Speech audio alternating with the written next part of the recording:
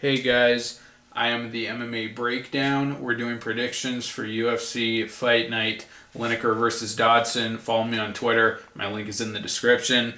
First fight on Fight Pass at women's bantamweight. Kelly Fash Schultz versus Caitlyn Vieira. Fash Schultz, I thought, got off to a really strong start against Lauren Murphy in her debut. Was really pouring it on the feet, landing good shots, but quickly faded and then got dominated and finished by Murphy. And to me, that's a red flag. Lauren Murphy has not had dominant stretches against anyone in the UFC. She's tough, but has never really been impressive. And even her last fight against, I think it was Caitlyn Chukagian, I think her name was. That was a pretty uneventful fight, which she lost. So to get finished in that way by Murphy, I don't think is a good sign, but I don't know Vieira, so we'll move on to the next fight. At heavyweight, Cody East versus Curtis Blaydes. I'm going to go with Blaydes. He has the wrestling background. And Cody East, first of all, I don't trust any of the guys coming off of looking for a fight. I mean, Northcutt, Randy Brown, and Cody East, none of them have impressed, and none of them have proved that they belong in the UFC up to this point. So that's one reason why I don't trust him, but just getting knocked out, obliterated in the first round by Walt Harris, a guy who was cut from the UFC, didn't have a win, I think, in his UFC run. Just getting destroyed by him. I don't know, not impressive, I guess is the least you could say. And Curtis Blaydes probably gave Francis Ngannou his toughest fight in the UFC. Still got battered on the feet and finished eventually, but I believe took him to the second round. It was tough, and has that wrestling background. So a guy with a wrestling pedigree against a guy who wasn't impressive and got destroyed in the first round by a UFC reject. I'm going to go with Curtis Blaydes. All right, light heavyweight, Jonathan Wilson versus Yeon Cutelaba. Jonathan Wilson, a really athletic fighter, explosive, really goes for the finish. Was looking good against Luis Enrique de Silva in his last fight, but wilted as the fight went on. Couldn't put him away, and then Enrique was able to hurt him, finish him off on the ground with ground and pound. I'm going to go with Wilson, though. Cutelaba, coming off of his debut loss to Misha Serkinov. Had a few moments in that fight where he was able to land a hard shot, but against a guy who is not a striker, and we hadn't really seen any striking game from him in the UFC. He was not able to, make use of his power or anything in his striking game. Serkinov was able to weather that storm, and that's a really patient guy against a guy like Wilson, who's going to be on him from the start and really going for the finish, throwing a lot of volume. I like Wilson, and I don't think Cutelaba just seemed kind of one-dimensional, like a big power puncher, and that's it. So I'm going to go with Wilson. I think he's more athletic and explosive, maybe as powerful, but yeah, I haven't seen enough of Cutelaba and Wilson. We've seen him a couple times now. I'm going to go with Wilson. At middleweight, Nate Marquardt versus Tamdan McRory. This is a tough fight because Marquardt has just looked terrible over the last few years. Excuse me. Did rebound with that win against CB Dalloway, which was somewhat impressive. Not a win over not a win over an elite fighter, but at least a mid-level fighter, only to get absolutely destroyed in the first round. Suffered a head kick knockout to Thiago Santos. But Tamdan McRory getting cold cocked by Krzysztof Yoko in his last fight does not make me think that he can go in there and trade with more capable strikers, and I think Marquardt is that. Even though his chin, I think, is extremely brittle at this point. I mean, he suffered a lot of knockout losses over the last couple of years. He's taken a lot of damage. And the Gastelum fight was very ugly, even though he didn't get finished. And then the grappling, which McRory is probably going to try to. He's probably going to try to push the grappling game in this fight. Marquardt can grapple. Had the submission win over James Tahuna. Has been out wrestled in the past before.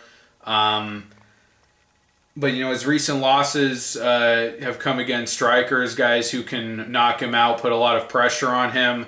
McRory, against Josh Saman, I think he looked a little better than he is because he was fighting Saman. And we know Saman, after that, had a really bad loss to Tim Boetsch. So I think McRory was a little overhyped. He could take down Marquardt and just be more aggressive than him on the ground and maybe prove to be the better grappler, but I don't know. Marquardt still seemed pretty composed and defensive and slick enough on the feet to get past CB Dalloway, who has fought a higher level of competition in the UFC without question, more than Tamdan McRory.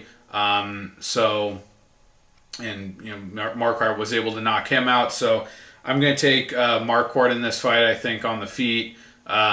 He's just better, and the ground game is kind of a toss-up, I think. Marquardt's not a good wrestler, but I think he might be a good enough scrambler and grappler to not get submitted by McRory and not get dominated the way Saman was. So I'm going to take Marquardt, but a real close fight. Tough one to call. On Fox Sports 2, welterweight Keita Nakamura versus Elizu Zaleski dos Santos. I like Nakamura. Has gotten really good finishes in his last two fights, but also struggled in both of those fights. And dos Santos might be a more technical striker than both Noak and Jing Long, who both gave Nakamura problems. Jing Liang dropped him early in the fight. Looked like he was going to get him out of there. Kyle Noak was really picking him apart from range in their fight. But Nakamura, waits for his opportunity and then does a great job of capitalizing. Took Jing Liang's back in the third round to choke him out, and I think landed a head kick on Kyle Noak. I think it was the third round also, or second maybe, but hurt him, put him down, and choked him out. So the guy's a real opportunist. But I have to take him because Zaleski dos Santos just has not been dominant, has not been dangerous. He lost a fight to Nicholas Dalby, probably Dalby's most impressive win in the UFC, and everyone has really fallen off of the Dalby bandwagon at this point, and he's really kind of been exposed hard. So for him to have been Dalby's easiest fight, I think that's not a good sign. So, and then his win over Omari Akhmedov in his last fight, outstruck him, but for the most part, a pretty uneventful fight. So I'm going to go with Keita Nakamura to get a finish here. At heavyweight, Shamil Abdurakhimov versus Walt Harris. Abdurakhimov has not impressed me. Getting taken down and pounded out by Tim Johnson in the first round, I believe it was, and then getting a decision over Anthony Hamilton. To me, that's just not very impressive. Anthony Hamilton is a guy who should be put away by better heavyweights, and to not be able to do that, I think is not a sign that you're an elite heavyweight or even an upper tier one. And Walt Harris is definitely not that. I talked about him a little bit earlier. His last fight with Cody East, his return fight after having been cut in the UFC. I think I finished it in all of his fights. Jared Rosholt decisioned him, but had knockout losses to Soa Paleli and Nikita Krylov, who at least, Krylov has gone on to become a good fighter, and Rosholt, is a strong wrestler. So maybe, he suffered a bit from fighting higher level competition, but Abdurakhimov, I don't really see the skill level there or anything to really be excited about. So I'm going to go with Harris, just being the more aggressive guy. Seems like a good young athlete, explosive. I think he could clip Abdurakhimov at some point. Should not win a decision here. Shouldn't be able to out-wrestle Abdurakhimov or technically outstrike him. But other than being big, Abdurakhimov, I just don't think has shown anything that impressive about his game. So I'm going to take Walt Harris, but I don't know. I think both guys are kind of question marks here. All right, Cochran Diaz versus Andre Fili, catch weight now, 148.5 pounds. This is a good matchup. Diaz, he's shown good wrestling. Darren Elkins' fight was a really good performance from him. And Andre Fili, has lost two guys who are not very technical, like Godofredo Pepe. But then his other losses are definitely excusable. Yair Rodriguez, Max Holloway. The thing with Diaz is that he's really low volume, really sits back way too much to his own detriment, and just not a dangerous fighter. And Fili is more dangerous. He's a lot more aggressive, probably not as technically sharp anywhere, but I think he can win a decision against Diaz. Diaz is very inconsistent fight to fight. Looks great against Darren Elkins. Then has pretty lackluster fights against who was I think Dagestani fighter everyone was excited about for a bit. Can't remember the guy's name. And proved he can compete with Ricardo Lamas, even though he didn't do anything in that fight. He didn't get dominated by Lamas. And in his last fight with Cub Swanson, had some moments, but once Swanson opened up, started letting his hands go, it just looked like Diaz fell apart, and he didn't want to engage in a brawl. And Fili does absolutely that. He is in your face. Throws hard, throws volume, looking for the finish, and I think that's going to be enough to get past Diaz. Diaz might be able to hit some takedowns. I think technically, should be the better wrestler, but Fili has takedowns of his own. And then his win over Gabriel Benitez, I was really impressed by that. Benitez is rolling right now, and was a slick boxer, and it was Fili who countered him perfectly and put him out. So I still have a lot of hope for Fili, and I just think his aggression, his will to win, is gonna carry him here, and I like him to win a decision against Diaz, who I think is just going to suffer again from being too patient, not assertive enough. So I like Fili for a decision. The light heavyweight, Luis Henrique da Silva versus Joachim Christensen. He's a newcomer, so I'm not making a pick for this one. Luis Henrique da Silva, I don't know. I mean, just kind of another random low-level heavyweight, it seems like to me. Almost got finished by Jonathan Wilson, but endured, was able to hurt him and then put him away, got back mount and pounded him out. I don't know, so yeah, moving on. The main card, and I'm really happy that this is only a 4-fight main card. If they could do that with all the FS1 cards from now on, that would be fantastic. Just stop putting fights on Fox Sports 2.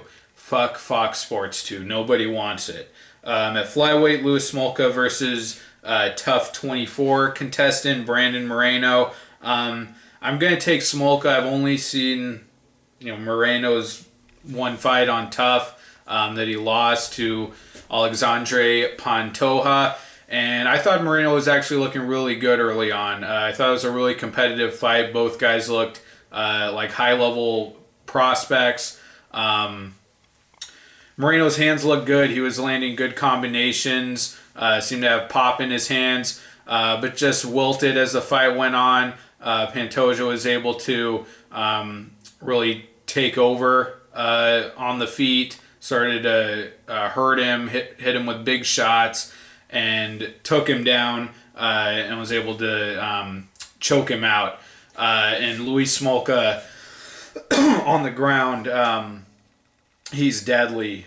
Just a great scrambler, great positional grappler, and great with it. He's a big ground and pound and submission threat. So getting choked out by a guy on Tough, I think will equate to Smolka, who, as a high-level grappler, being able to just at some point get him down and manhandle him. The only thing that I am still concerned of with Smolka's game is his striking, and I just said, how much or what I thought of Moreno's striking game. I thought he looked good. Smolka has still not proven to be a capable enough striker to hang with anyone good on the feet in the UFC. Richie Vasilik, who is not, in the picture at flyweight, he's not on anyone's radar. He was dominating Smolka on the feet. I think dropped him at least once, maybe a couple times in that fight. And, Smolka was just getting battered. Had no success in that fight until he landed a Hail Mary sidekick that knocked out Vasilik. He caught him coming in. And all his fights that he's lost, it's been because of the striking. Chris Carriasso outstruck him. Didn't even hurt him, but just technically outstruck him. And was there another fight he lost? I don't think so. Neil Seary also had some success while the fight was briefly on the feet at the start of it against Smolka. So that's the only concern that I have for Smolka. But I think that he will be able to get Moreno down at some point, if not right away in the first round, and from there should just dominate him. I thought Smolka looked just incredible in his last fight against Ben Nguyen. So, I really like Smolka. I think he should get a finish here. I'll take him by submission.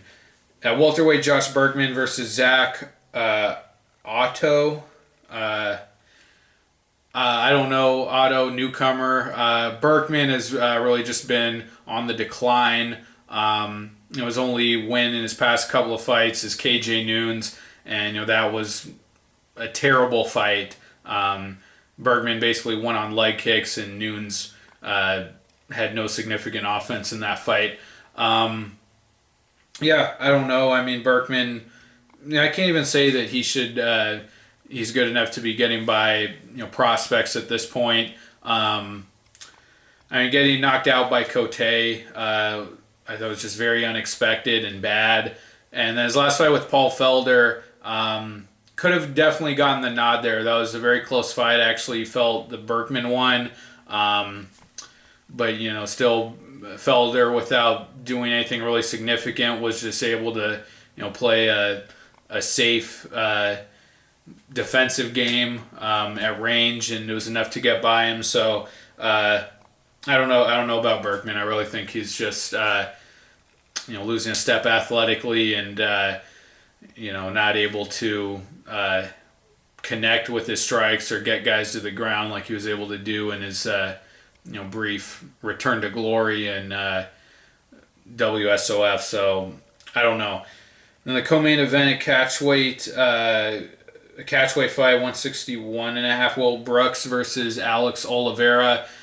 This is a tough fight. Will Brooks, I was glad that he struggled as much as he did with Ross Pearson, because everyone was saying that this guy was going to come in and be champion. I thought that was crazy. The guy definitely has skills and is a good fighter, but I don't think, other than his win against Chandler, didn't prove much in Bellator. I mean, didn't prove that he's can be UFC champion. I really didn't understand that.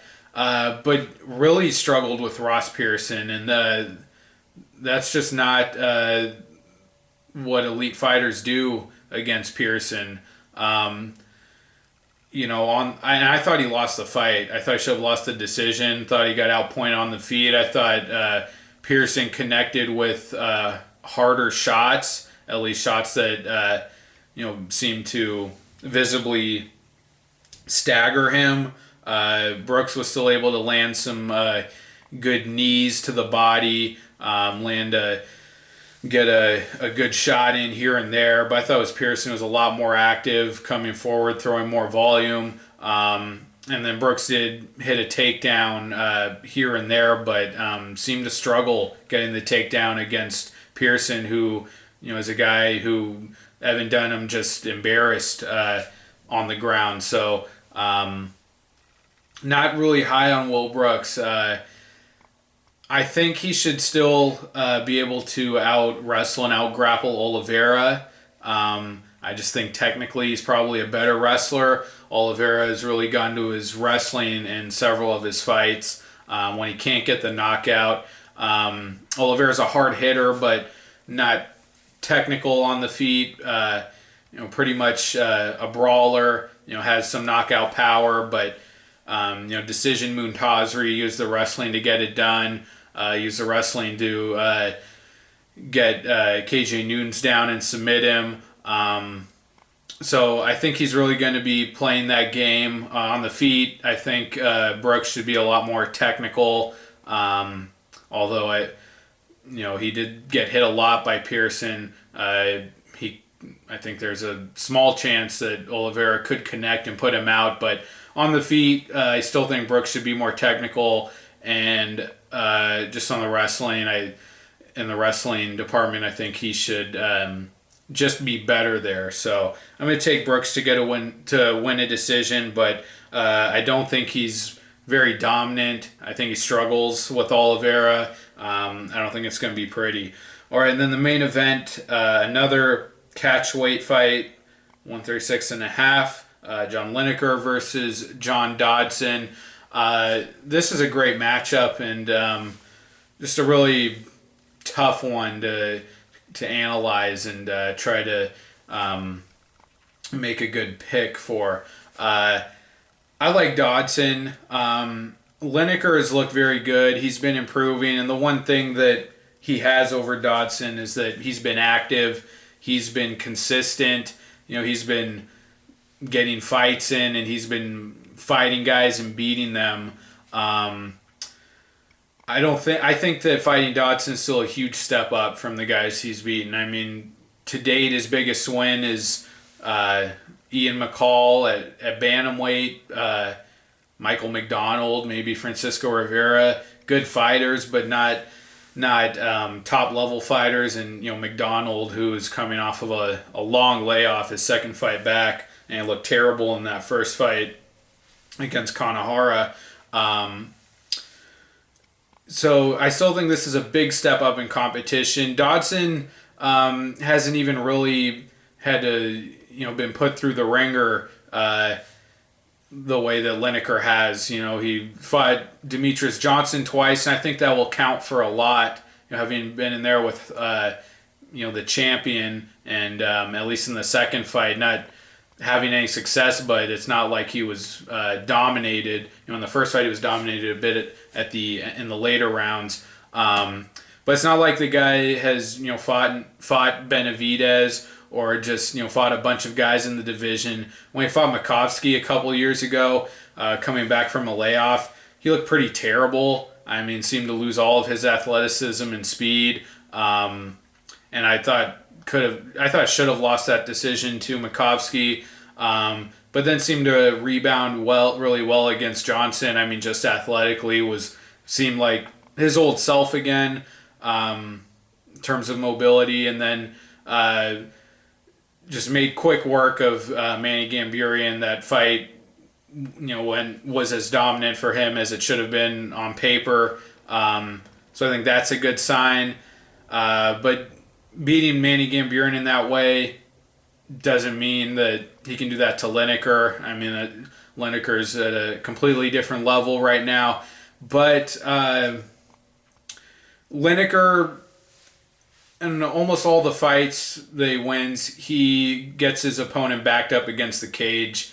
And I don't see him doing that against Dodson, who is very mobile, really uses the cage, the open space well to move around, has dynamic footwork. He's pretty elusive. I don't see Lineker being able to just walk him back and have him circle the fence like Font did and Michael McDonald.